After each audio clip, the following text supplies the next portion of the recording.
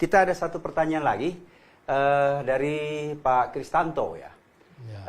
Paulus menulis di dalam 1 Korintus pasal 9 ayat 27, dia masih was-was ditolak Tuhan. Tapi di buku Bapak, gimana nih?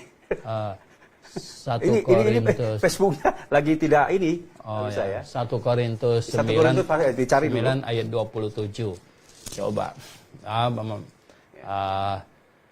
Tetapi aku melatih tubuhku dan menguasai seluruhnya, supaya sesudah memberitakan Injil kepada orang lain, jangan aku sendiri ditolak, katanya, ya loh? Iya. Ini baik sekali ini ya, baik sekali ya. Oke, mungkin mengenai ayat ini silakan dijelaskan dulu ya. Sebenarnya begini, banyak orang tanya saya, apakah orang yang sudah diselamatkan masih bisa nggak ini ya menyimpang.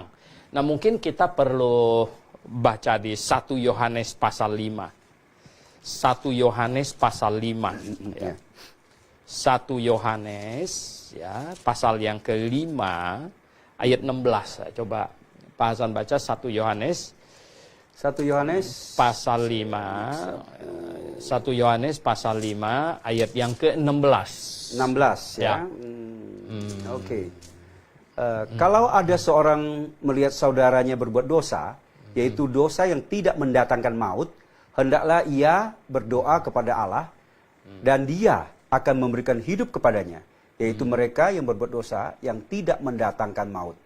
Ada dosa yang mendatangkan maut. Tentang itu tidak kukatakan bahwa ia harus berdoa. Iya. Nah di 1 Yohanes 5 ayat 16 ada 2 macam dosa. Satu dosa yang tidak mendatangkan maut, satu dosa yang mendatangkan maut. Nah masalahnya apa? Apa dosa yang tidak mendatangkan maut? Kelihatannya semua dosa perbuatan sudah tidak mendatangkan maut bagi orang yang sudah lahir baru. Cuman ada satu yang mendatangkan maut. Nah itu dijelaskan di Ibrani pasal 10 ayat 26. Ibrani pasal 10 ayat 26. Ya. Ibrani 10 ayat 26. Oke, boleh dibaca? 10 ayat 26 ya. 26. Bunyinya demikian. Sebab jika kita sengaja berbuat dosa, sesudah memperoleh pengetahuan tentang kebenaran, maka tidak ada lagi korban untuk menghapus dosa itu. Ya, jadi dosa apa? Yang kalau kita berbuat dosa tidak ada lagi korban untuk menghapusnya. Ini bukan dosa marah, ya, pukul orang, bukan. Tapi dosanya di ayat 29 ada dikatakan. Di ayat 29. Ya, coba baca di ayat 29-nya.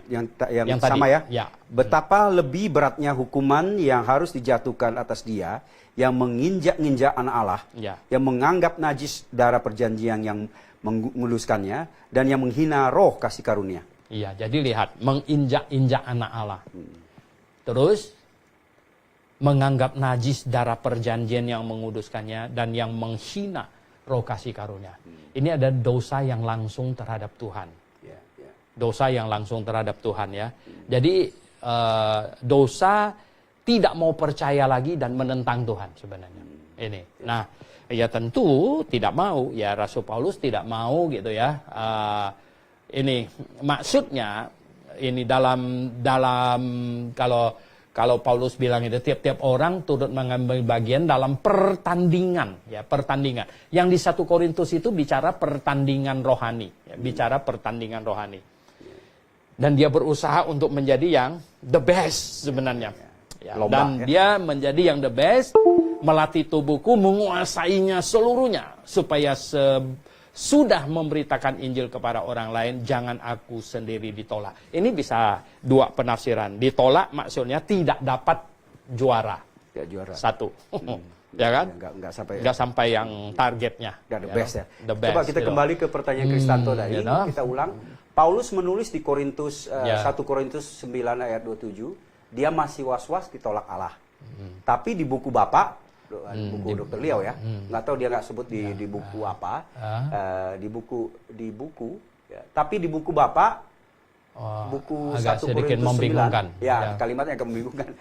Ya. 1 Korintus 9 tadi Paulus bukan takut ditolak manusia karena Galatia 1 ayat 10 Paulus tidak peduli pada perkenanan manusia, mohon pencerahan. Memang Paulus tidak ada urusannya bahwa orang mau menilainya apa segala macam, tidak pusing dia. Dia hanya merujuk ke Tuhan aja. Jadi dia hanya mau diperkenan oleh Tuhan. Soal manusia itu sama sekali dia tidak ambil pusing gitu. Jadi makanya dia bilang dia berlari pada tujuan. Dia ingin mau mencapai the best gitu. Nah di sini yang katanya memberitakan Injil kepada orang lain, jangan aku sendiri ditolak. Ada yang menafsirkan sebenarnya ditolak artinya tidak menjadi yang juara satu targetnya, ya, nggak capai target, atau bilang takut ditolak tidak masuk surga. Sebenarnya takut ditolak maksudnya dia tidak masuk surga, kelihatannya ini hampir tidak mungkin terjadi gitu, ya toh, hampir tidak mungkin terjadi. Walaupun kita katakan bahwa memang di dalam 1 Yohanes ada menyebut dosa yang mendatangkan maut, dan di dalam Ibrani kalau itu ditulis oleh Paulus sendiri, itu adalah dosa yang menginjak-injak anak Allah. Itu sih maut. Itu sih ya toh, menginjak-injak anak Allah. Ya itu sih pasti ya toh. Begitu. Baik.